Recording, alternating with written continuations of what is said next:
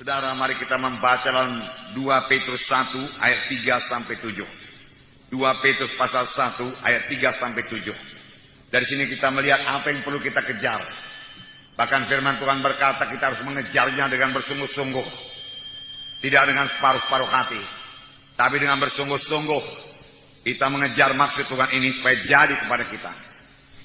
Karena kuasa ilahinya telah menganugerahkan kepada kita segala sesuatu yang berguna untuk hidup yang saleh oleh pengenalan kita akan Dia yang telah memanggil kita oleh kuasanya yang mulia dan ajaib. Dengan jalan itu Ia telah mengaruniakan kepada kita janji-janji yang berharga dan yang sangat besar, supaya olehnya kamu boleh mengambil bahagian dalam kodrat ilahi dan luput dari hawa nafsu duniawi yang membinasakan dunia.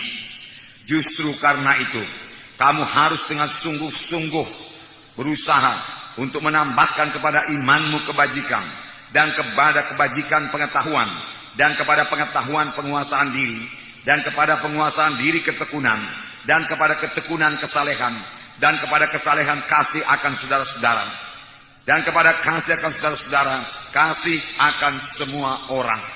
Jadi inilah yang dikehendaki Tuhan, supaya kita capai. Semua kita bisa mencapainya. Karena ini dicapai bukan dengan kekuatan kita, tetapi dengan kesadaran kita. Lalu dengan bersungguh-sungguh kita mohon kepada Tuhan.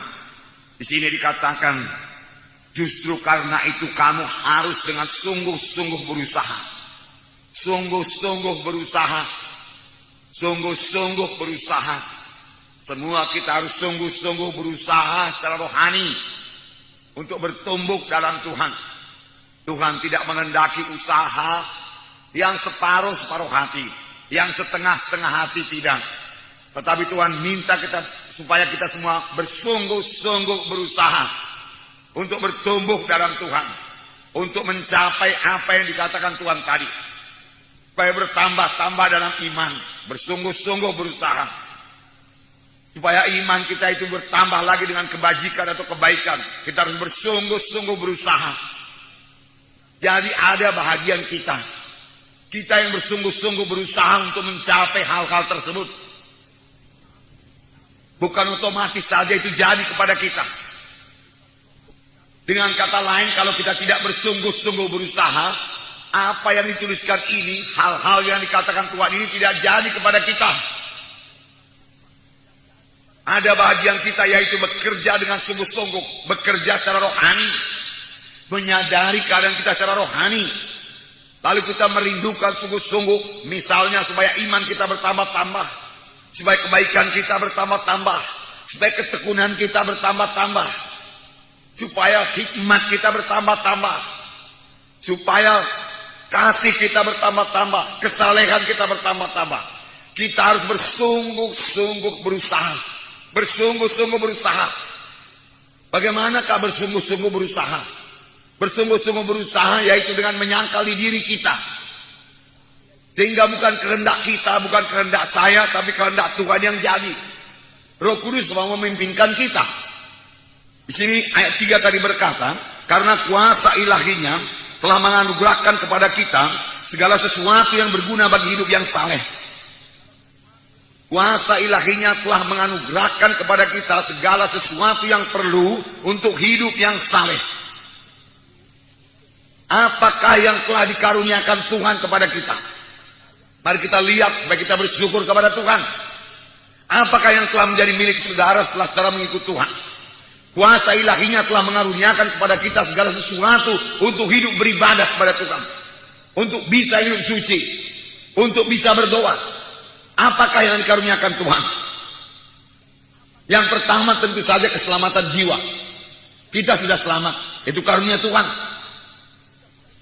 Yang kedua dikaruniakan Tuhan kepada kita Roh Kudus. Tuhan telah memberikan Roh-Nya kepada kita. Tuhan berkata, aku memberikan kepadamu penolong yang lain yang akan menyertai kamu selama-lamanya. Seorang penolong yang lain yang akan menyertai kamu selama-lamanya, yaitu Roh kebenaran Dunia tidak dapat menerima dia, sebab dunia tidak melihat dia dan tidak mengenal dia. Tetapi kamu mengenal dia, sebab ia menyertai kamu dan akan diam dalam kamu. Dunia tidak mengenal dia, tetapi kamu mengenal dia. Semua kita kenal Roh Kudus. Semua kita sadar akan Roh Kudus kalau kita mau menyadarinya. Semua kita bisa bersekutu dengan Roh Kudus setiap saat kalau kita rindu bersekutu dengan dia. Semua kita bisa berkata-kata dengan Roh Kudus karena Roh Kudus dalam kita. Kalau saudara minta, kalau saudara mulai berkata-kata dengan Roh Kudus, penolong, dia akan memimpin kamu pada segala kebenaran. Jadi kita mengetahui kebenaran karena Roh Kudus mengajari kita. Inilah yang dikaruniakan Tuhan kepada kita. Sekaligus Roh Kudus akan mengurapi kita luar biasa. Kemudian apa lagi yang diberikan Tuhan kepada kita, dikaruniakan Tuhan kepada kita? Firman Tuhan yang berkuasa. Sudah diberikan Tuhan kepada kita. Firman Tuhan tidak kehilangan kuasanya. Jadi baik Roh Kudus itu berkuasa, sangat berkuasa. Firman Tuhan sangat berkuasa. Bahkan firman Tuhan punya kuasa untuk menciptakan. Tuhan berkata, jadilah terang. Dia ucapkan firman Tuhan lalu jadi. Dan sampai sekarang kuasa firman Tuhan itu tidak berubah. Firman Tuhan berkuasa mengubahkan saudara. Dalam Yeremia 23:29. Bukankah firmanku seperti api, demikianlah firman Tuhan, dan seperti palu yang menghancurkan bukit batu. Sekali lagi, bukankah firmanku seperti api, demikianlah firman Tuhan, dan seperti palu yang menghancurkan bukit batu.